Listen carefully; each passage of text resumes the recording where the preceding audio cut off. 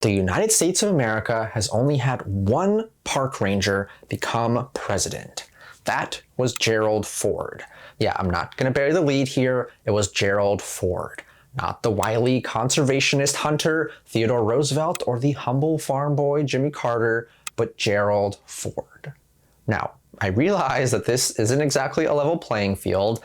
National parks weren't created in the US until 1872, by which time we already had 17 presidents, and the National Park Service itself wasn't created until 1916, by which time we already had 26 presidents. So those earlier folks didn't really even have a shot, did they? I mean, can you imagine like George Washington as a park ranger? That'd be wild. But regardless of all the technicalities, yes, it's only been Gerald Ford to have worn the famous broad-brimmed hat. While certainly not known as the most eco-friendly president, Ford had fond memories of his time as a park ranger, later regaling his children with stories about his time at Yellowstone National Park at bedtime. He described his time as a ranger as one of the best summers of his life. Here is the story of America's only park ranger president. Born Leslie Lynch King Jr. on July 14, 1913 in Omaha, Nebraska, he would ultimately adopt the name Gerald Rudolph Ford Jr. after his mother remarried. The family relocated to Grand Rapids, Michigan, where Ford graduated high school before attending the University of Michigan. Here, he was a star football player, winning 2 national championships with the Wolverines as a center, linebacker, and long snapper. In the summer of 1936, however, Ford traded in his football pads for a park ranger's uniform, joining the team at Yellowstone National Park. He had several responsibilities here as a seasonal ranger. The job he most liked telling his family about, probably because it was the most exciting, was as an armed guard for the bear feeding trucks. Yes, bear feeding trucks. Remember, this was a time when the National Park Service undertook an actual feeding program for the park's bears. Like, they fed them literal garbage. I have a video all about this that you should definitely check out. It explains the whole thing. Anyway, Ford's responsibilities as part of the bear feeding team were to keep watch with a rifle in case any of the bears decided to get a little crazy. Luckily, he never had to pull the trigger. Another of Ford's responsibilities was as a meter and greeter at the Canyon Hotel and Lodge, where he would welcome certain VIPs.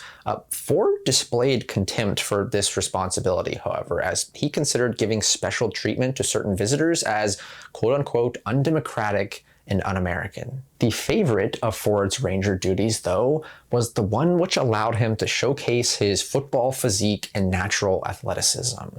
Every morning from 5 to 7 a.m., rangers would have to wake up and inventory all the cars at the campground. Make, model, state, and license plate number were all cataloged.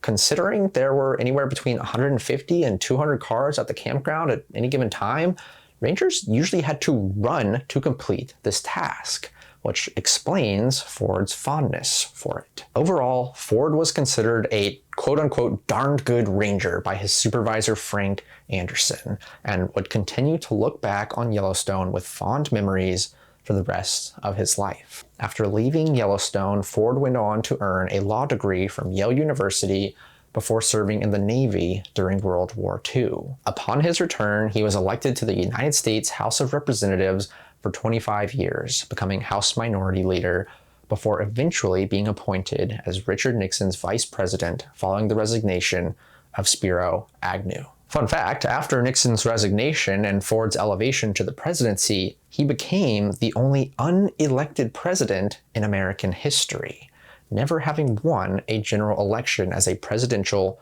or vice presidential candidate. So the only park ranger and the only unelected president. During his time in office, again, Ford was not known for his environmental or conservation policies. He only used the Antiquities Act 2 times, both of which were to enlarge existing monuments rather than create them, those being Cabrillo and Buck Island Reef national monuments. While he was in office, though, 18 new national park units were created, including my beloved Congaree, established as a national monument in 1976. Also, in 1976, on a return trip to Yellowstone, Ford did unveil a Bicentennial Land Heritage Act, which would have authorized $1.5 billion over 10 years for national park expansion and maintenance. This legislation was never passed, however. Today, no national park sites are dedicated to the 38th president, although his birthplace is preserved in Omaha, Nebraska, and his former home in Alexandria, Virginia, is listed on the National Register of Historic Places. Thus concludes our brief but indeed surprising story about America's only park ranger president. A nice little bit of trivia that you can bust out at your next wherever you can use this information. Look, I get it. This isn't one of those videos where I pontificate about the broader importance of conservation and national parks and try and impart some universal message or theme throughout the whole thing. Some videos can just be fun. So thank you for watching. If you want more stories about national parks, public lands, and protected areas from around the world, just like this one, do be sure to like, subscribe, and hit the little bell thing so you don't miss an episode. That helps me bring these stories to more people, which is like all I'm trying to do with this channel, just teach people and help them learn about these crazy important places. I do have a Patreon for those of you who would like to support me more directly. I have some good perks over there, like a Discord, AMAs, I do director's commentaries, I run a book club, and you can get your name in the credits. This channel is entirely fan-funded, and your support goes a long way to helping keep this whole production running. That's patreon.com/National Park Diaries. You can follow me on Instagram as well. That's where I post like channel updates, any sort of adventures or travels that I have to national parks and public lands and stuff like that. And if you need to get in touch with me, that's probably like the easiest place to do it. I think that's everything I have for you. Thanks for watching. I appreciate you. And I'll see you next time. Goodbye.